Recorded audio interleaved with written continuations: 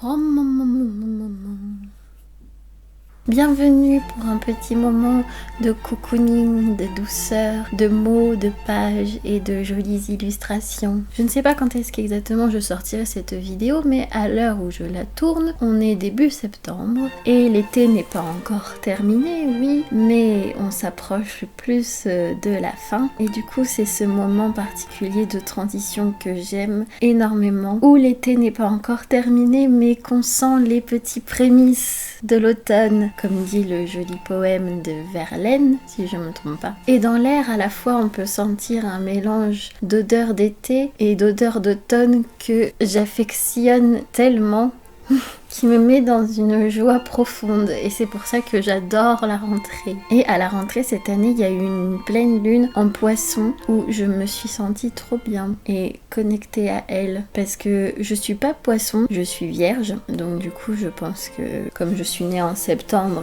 c'est aussi ma pleine lune, mais je me sens complètement en adéquation avec le signe Poisson, ce qui est drôle. Et du coup, comme c'était une pleine lune en Poisson, et du coup, je pense que ça m'a fait sentir particulièrement bien. Du coup, j'ai allumé des petites bougies pour qu'on se sente bien. Et ça sent trop bon. C'est de la résine de je sais plus quoi, je t'en reparlerai. Et tu le mets comme ça et ça fond et ça fait de la fumée et ça sent bon. Et je me suis fait aussi une petite tasse de chicorée. Comme j'aime trop la chicorée, pour encore plus de cocooning. Ça sent trop bon, ça doit être encore trop chaud. Et comme on s'approche de l'automne à grands pas et que j'adore cette saison, j'avais envie de faire une vidéo un peu sur ce thème et que ça va être la saison des sorcières et de la magie. Alors on va commencer d'abord par une petite purification de cet endroit pour bien commencer la vidéo. Je craque l'allumette. Et j'ai un bâton de sauge parfait pour purifier. Et en plus, ça sent trop bon, j'adore. Ça sent tellement bon la sauge. Je t'en reparlerai aussi, mais j'aime trop ça. J'aime trop l'odeur. On purifie tout l'endroit où on est. Et en plus, ça détend, c'est ça qui est trop bien. C'est un petit peu comme respirer la fumée de cannabis, tu vois. Genre, ça te relaxe. Oups. Et du coup, cette année, j'ai bien envie de tenter de faire le Pumping Autumn Challenge de Gimose. Et j'en profite de cette vidéo pour dire à quel point j'aime Gimose, à quel point j'aime son travail, à quel point j'aime ses vidéos. Vraiment, tout est parfait chez elle et tout ce qu'elle fait est trop bien et parfait. Je l'adore trop. Et du coup, cette année, ça va être pour moi ma première fois de faire le Pumping Autumn Challenge. Donc, je suis un peu excitée et en même temps, j'ai un peu peur. Je sais pas trop comment je vais faire parce que comme c'est la première fois que je tente, on verra. Hein. Je tente et puis on verra ce que ça donnera. Mais j'ai bien envie de faire parce que déjà les menus qu'elle nous propose, ça m'inspire vachement. Et puis l'automne, c'est aussi une saison qui m'inspire énormément. Du coup, ça me faisait très très envie de faire ce challenge pour me plonger à fond dans l'ambiance automnale, tu vois. Du coup, je vais te présenter les livres que je vais mettre dans ce challenge. Alors, j'ai pas tout à fait bien classé. Je sais pas exactement comment on fait, si on choisit un menu ou plusieurs. Enfin, j'ai pas envie trop de me prendre la tête. Donc, du coup, j'ai pris ce qui me faisait envie et ce que je considère qui correspond à certains menus et sous-catégories. Je vais faire un peu à ma façon. Je sais pas si c'est dans les règles ou pas, mais bon, c'est pas grave. Hein. Je fais comme je peux. Je veux pas trop me prendre la tête pour pas que ça me stresse trop. Et puis c'est pareil, je vais te présenter beaucoup de livres, mais je sais pas si je vais tout lire. Donc ce sera à mon avis plus une sélection où je vais piocher ce qui me fait envie sur le moment en fait, tu vois. Et puis après je pense que je réutiliserai ces choix peut-être pour l'année prochaine, on verra. Donc par quoi je commence? Par te présenter. Je reprends l'anti-sèche d'abord pour avec tous les menus que j'ai notés pour savoir. Alors si on commence par le premier menu qui s'appelle Automne frissonnant, dans la première sous-catégorie qui s'appelle Je suis Médée vieux crocodile. On peut prendre un thriller, donc j'ai décidé de prendre ce livre-là, Le nom de la rose d'Umberto Eco. En fait, je l'ai commencé il y a un bon moment, et je l'ai toujours pas fini, donc j'espère le terminer enfin là cet automne. Et bon, je sais pas si c'est triché ou pas parce que je l'ai déjà commencé depuis très longtemps. Je pense que ce serait pas mal de le compter quand même dans ce challenge. Il me reste que ça à lire. Je sais pas si tu vois, il me reste que ça. Donc il reste pas grand chose, mais c'est un peu dur à lire. J'ai très envie de savoir la fin, évidemment, hein, parce que c'est un thriller et que le but c'est de savoir qui est le meurtrier et qu'est-ce qui se cache derrière tout ce mystère et tout machin. Mais le livre est très dense et il y a beaucoup de choses. Et la période médiévale, c'est pas une période qui me fait beaucoup fantasmer, même si dans le livre ça la rend très intéressante, et je suis sûre que la période médiévale est très intéressante, mais c'est pas celle qui me fait le plus rêver, tu vois. En tout cas, je suis très contente de le lire, ce livre, parce que c'est vraiment un livre à lire absolument, je pense. Umberto Eco, c'est vraiment un savant, il transmet énormément avec ce livre, mais c'est beaucoup, quoi. Et puis quand il raconte toute l'historique de la période médiévale avec l'histoire de religion, j'ai un peu du mal, je décroche un petit peu, à vrai dire. Bon, je me dis, c'est pas grave, je pense que c'est important d'en apprendre plus sur cette période, parce qu'il y a beaucoup de préjugés, je trouve, sur la période médiévale, et au final, on sait pas grand-chose. Donc du coup c'est un thriller, donc du coup ça va très bien dans cette catégorie. C'est aussi historique, donc ça peut aller dans une autre catégorie. Voilà, donc j'espère terminer ce livre. Je sais pas si je te dis de quoi ça parle, c'est vraiment très connu, hein. C'est une enquête policière au sein de l'église, au sein d'une abbaye. Il y a une série de meurtres, et il y a Guillaume de Baskerville, un ex-inquisiteur qui vient pour résoudre le meurtre et qui est vraiment un fin détective. Et il y a l'histoire d'une bibliothèque secrète avec des pièces secrètes et tout, donc c'est très...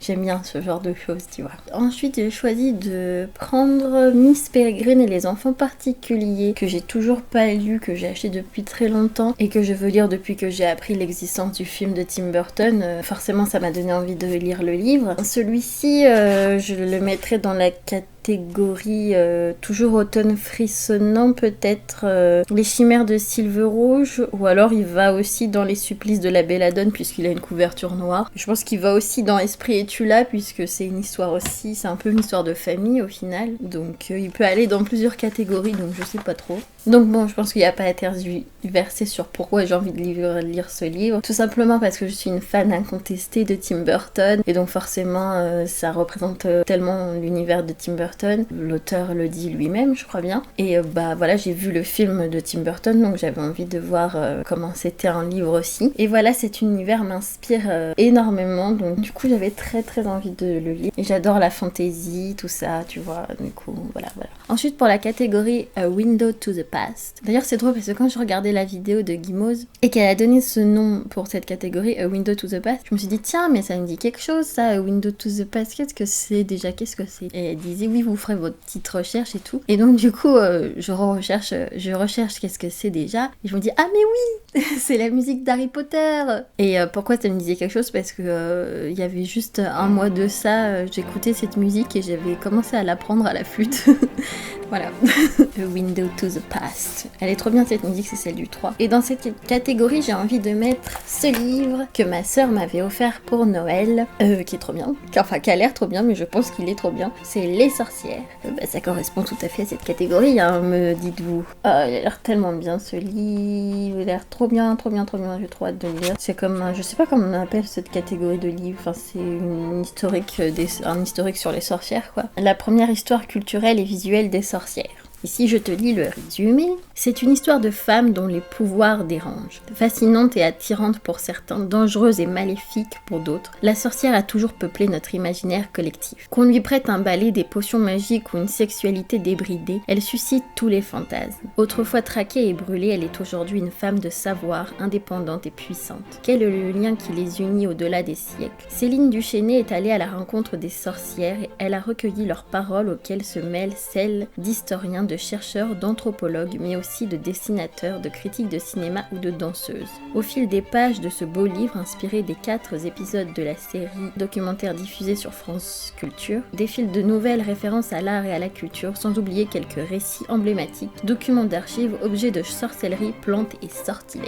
Un véritable voyage dans le temps pour explorer la figure de la sorcière à travers les âges. Ça a l'air pas trop bien ce livre. Je suis trop contente qu'elle m'ait acheté ça, ma sœur. C'est un des plus beaux cadeaux qu'elle ait pu me faire. Elle a dû vraiment viser juste en prenant ce livre. Vraiment, j'ai trop hâte de le lire et enfin là, c'est vraiment la période parfaite pour le lire et j'ai trop envie de devenir une sorcière aussi. Du coup, il faut que j'en apprenne plus sur elles, sur leur passé et voilà, après je pourrais peut-être devenir une sorcière moi aussi. J'ai hâte de faire des retours d'ailleurs sur ce livre, plein de choses à dire sur les sorcières. Enfin, c'est trop bien les sorcières.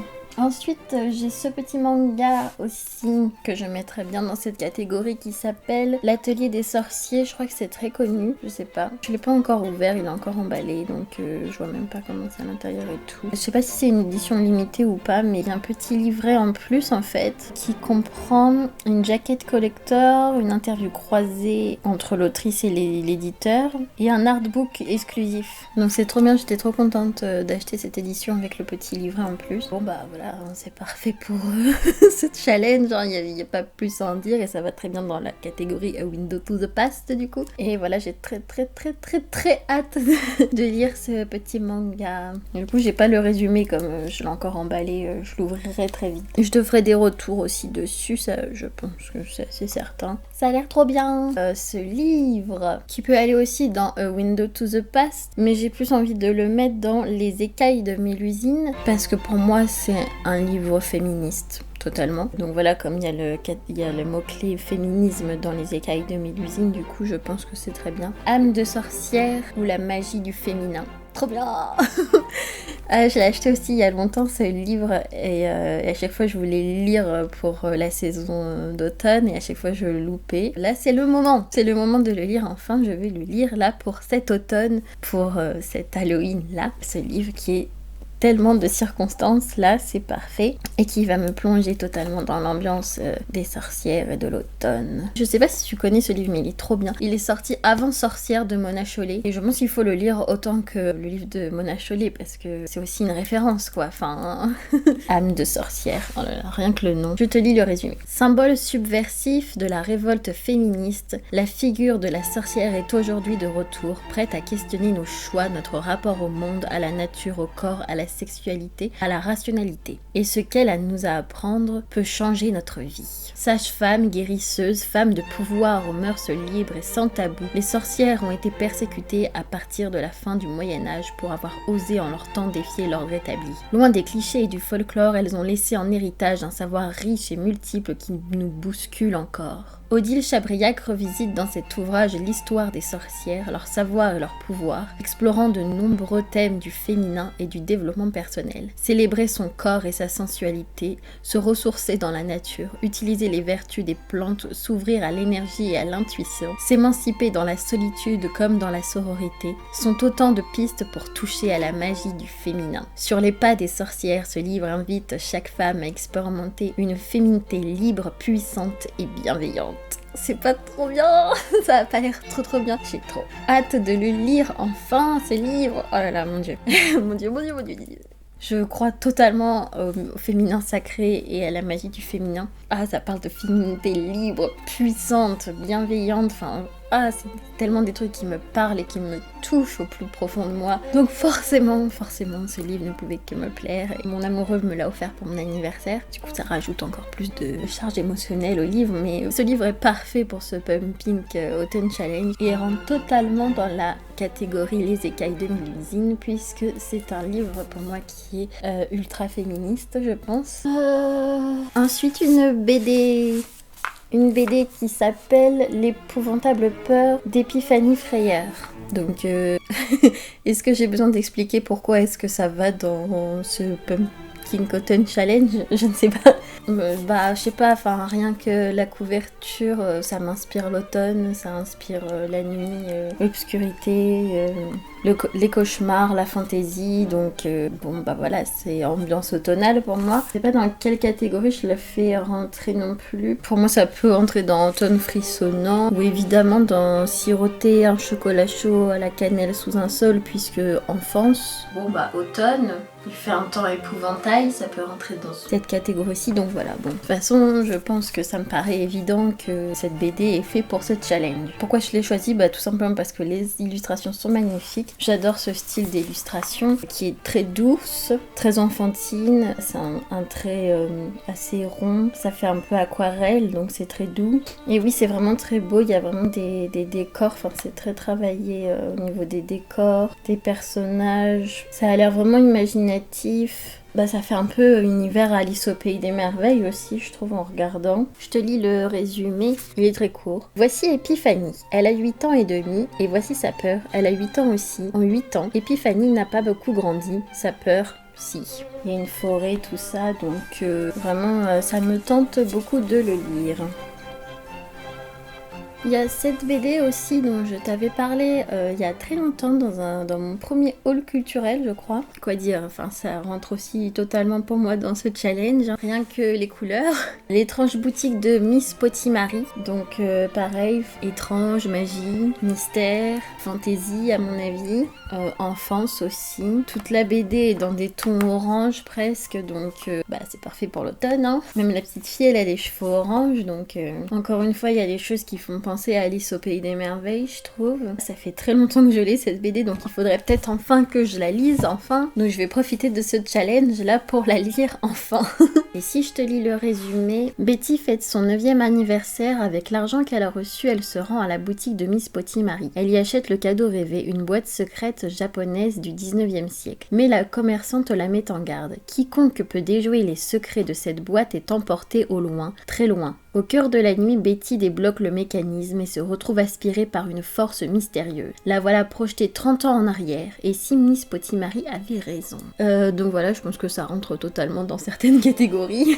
Ensuite, ce roman que j'ai envie de mettre dans ce challenge, c'est Les 4 filles du Dr March. J'ai vu le film qui est sorti en début d'année, je l'ai vu en février. J'ai adoré le film, je t'en reparlerai sûrement. Du coup, ça m'a vraiment donné envie de lire le livre, évidemment. La couverture est orange, donc forcément ça me fait penser à l'automne. Et en plus, bah, ça rentre totalement dans le menu automne douceur de vivre, dans la catégorie siroter un chocolat chaud à la cannelle sous un saule, enfance, feel good, cocooning, je pense qu'on est dedans. C'est une histoire de famille aussi, donc ça pourrait rentrer dans Esprit et tu l'as, même si c'est pas vraiment l'ambiance. Voilà, j'ai très envie de lire le livre de l'autrice qui s'est inspirée de sa famille et qui a donné le film que j'ai vu la dernière fois au cinéma. Meg, Joe, Beth, Amy sont sœurs et inséparables. Alors que la guerre de sécession fait rage et que leur père se trouve au front, les filles retroussent leurs manches pour aider leur mère adorée. Entre Meg, l'aînée au cœur d'or, Joe, l'écrivaine en herbe aux allures de garçon manqué, Beth, la musicienne délicate et l'espègle et coquette Amy, les discussions sont passionnées. Rythmées par leurs craintes, leurs jeux et leurs rêves, la vie dans leur petite maison du Massachusetts est un vrai tourbillon. 4 sœurs, 4 facettes de la féminité, 4 filles qui vont s'emparer de leur destin. On pourrait aussi le mettre dans la catégorie avec le mot-clé féminisme. 4 héroïnes d'un même roman,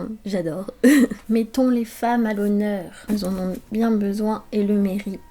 Ensuite, dans la catégorie Les rêves d'Aurore, qui se trouve dans le menu automne des Enchantresses, j'ai ces 2 petits mangas qui sont des yuri, si je me trompe pas. Des yuri, c'est des histoires lesbiennes. Bah d'ailleurs, Gimos a pris celui-ci pour cette catégorie. Moi, ces 2 petits mangas, je les ai depuis un moment parce que c'était mon copain qui me les a offerts pour Noël, je crois, je sais plus, ou mon anniversaire, un truc comme ça. Du coup, voilà, donc c'est le moment de les lire aussi puisque ça fait un petit moment que je les ai. Et donc celui-ci, Bloom Into You, il m'avait pris, et Anna No Breath, Le souffle des fleurs. Et j'ai très envie de le lire, ça fait un moment que j'avais envie de lire des Yuri parce que je suis bi et que du coup j'adore les histoires de lesbianisme. Donc voilà, c'est parfait, ça rentre dans la catégorie les rêves d'Aurore du coup. Et c'est mon copain qui les a choisis pour moi, du coup ça rajoute une petite touche sentimentale. Alors si je te lis le résumé de Hannah No Breath. Azami, 16 ans, ne comprend pas la passion de ses amis pour le Yuri et le Yaoi. Elle aime que les garçons, et surtout le beau Gwen, avec qui elle rêve de sortir depuis le début de l'année. Intelligent, sportif, un peu plus âgé qu'elle et surtout mignon, il a tout du petit ami idéal. Mais comment réagira-t-elle quand elle découvrira que Gwen est en réalité une fille ?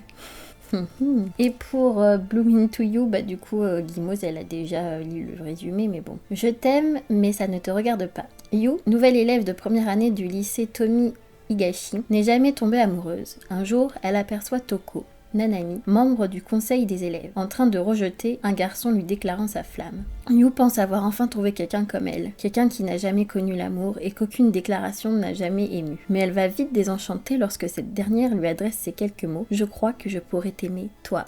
Ça me donne très envie de les lire, voilà. J'adore les histoires d'amour entre filles, c'est trop bien. D'ailleurs, j'aimerais bien lire des yaoi aussi, j'adore les histoires d'amour entre garçons. Ensuite, encore une autre BD, c'est celle-ci, L'Auteur Flamme, le premier tome, Chasseur de monstres. Pareil, il y a pas mal de tons orangés, j'ai l'impression, et si je lis le résumé, un nuisible fantastique vous importune, l'auteur Flamme, chasseur de monstres et son fidèle chat sentinelle, Chatterton, vous débarrasseront de vos pires cauchemars. C'est d'ailleurs ce qu'Ailrin Nera espère en faisant appel à leur service, alors qu'une mystérieuse créature terrifie le village de Wisteria. Une affaire de routine en perspective pour l'auteur? Certainement pas, car l'aventure attend toujours le jeune chasseur de monstres. Donc je pense que c'est parfait pour ce challenge. On est dans créature, on est dans monstre. Je sais pas dans quelle catégorie je le mets. Peut-être esprit et tu là. Et encore une fois, mon dieu, les illustrations sont absolument trop belles. Encore de l'aquarelle. C'est doux, c'est tellement doux. Ça me fait beaucoup penser à Miyazaki. Comment c'est dessiné, je trouve. Ah, c'est beau. C'est nature. Les paysages sont magnifiques. Ouais, ça fait vraiment penser à Miyazaki, je trouve. Donc j'adore forcément. Donc voilà, très hâte de lire cette BD aussi. Je profite vraiment de ce challenge pour lire toutes mes BD, que ça fait des années que je les ai achetées et que j'ai jamais lues. Mais les BD, ça se lit trop vite aussi, du coup j'ose pas les lire parce que je sais qu'après je vais les finir trop vite mais du coup je les lis jamais, ce qui est complètement idiot. Et ensuite pareil, une BD dont je t'avais parlé dans mon premier haul culturel, donc ça date de si je l'ai, c'est Les Carnets de Cerises, que j'ai toujours pas lu. Quand je te dis que j'en profite de cette challenge pour lire toutes les BD que j'ai pas lues. Rien qu'à la couverture, pour moi ça me fait penser à l'automne, évidemment. Je mettrais peut-être dans Nausicaa, la vallée du vent, par rapport à la nature, je trouve. Ça fait très nature aussi. C'est un peu une histoire un peu d'aventure, ça ressemble beaucoup à Lou, mais avec un côté un peu plus fantasy, même s'il n'y a pas vraiment de fantasy, mais tu vois, un peu comme le film, je sais pas si tu connais, Le Secret de Terabithia. Je trouve que ça me fait penser un peu à ça. Et pareil, encore une fois, c'est très très beau, les illustrations. Bah ça se passe en automne au début, du coup ça correspond parfaitement. Il pleut aussi à certains moments. Ça fait très automnal. Je peux aussi la mettre dans Il fait un temps épouvantail, puisque ça va avec le mot-clé automne pour moi. Et le résumé: il était une fois, quand j'étais petite, je me suis fait la promesse que si un jour j'avais un journal intime, il commencerait comme ça. Il était une fois. Ben moi, Cerise. J'ai 10 ans et demi et mon rêve c'est de devenir romancière. Mon truc à moi pour raconter des histoires, c'est d'observer les gens, imaginer leur vie, leurs secrets. Ensuite, il y a ce petit livre pour enfants, jeunesse, qui s'appelle Harper et le parapluie rouge, que j'ai bien envie de lire aussi. Alors, ça fait plus thème hivernal, il y a des flocons sur la couverture, mais bon, la pluie, tout ça, c'est aussi très automnal. Et ça m'a l'air d'être une histoire magique, au vu du résumé. Que feriez-vous si vous trouviez un parapluie rouge, magique, capable de vous transporter dans les airs? Suivez Harper et ses amis en route pour la mystérieuse cité des nuages. Ça rentre dans la catégorie A Window to the Past, et même siroter un chocolat chaud à la cannelle sous un saule. C'est court et c'est écrit très gros, donc ça devrait se lire très vite. Et j'ai bien envie de le lire, ça fait longtemps que je l'ai acheté ce livre. Et ça a l'air tout mignon comme histoire, donc voilà. Il y a ce petit livre aussi que j'ai mis dans le fond pour décorer, qu'il faudrait dont je te parle un jour, que j'ai lu mais j'ai pas lu en entier. Mais peut-être que je le relirai un petit peu là pour ce challenge et cet automne, parce que ça met dans l'ambiance. l'ambiance, pareil, de l'automne, des sorcières, d'Halloween. Ça s'appelle Petit manuel pour jeter des gentils sorts. Il est trop bien ce livre. Il est super joli et tout. Faut trop que je t'en parle. Ça met trop dans l'ambiance de Samhain, d'Halloween, de l'automne. Tout ça, j'adore. Donc voilà, cette vidéo est terminée. J'espère que je vais réussir à lire quand même pas mal de choses sur toute cette pile à livres que je me suis constituée. Que je vais réussir quand même à faire ce challenge un peu, j'espère. Mais bon, faut pas que je me mette trop la pression non plus, hein, ça sert à rien. Le but c'est de se faire plaisir. Voilà. En tout cas, j'ai hâte aussi de te faire les retours aussi des livres que j'aurai lus. Et hâte qu'on soit totalement dans l'automne, ça va être trop bien. Je te souhaite de bonnes lectures et un bel automne qui arrive prochainement, qui est peut-être déjà là, je ne sais pas. À bientôt au coin de la lueur d'une bougie. Et là, tu peux aller voir mon dernier bilan culturel. Et là, tu peux aller voir mon dernier haul culturel. Clic, clic, clic, clic, clic, clic, clic, clic. Brrr, il fait un froid épouvantail.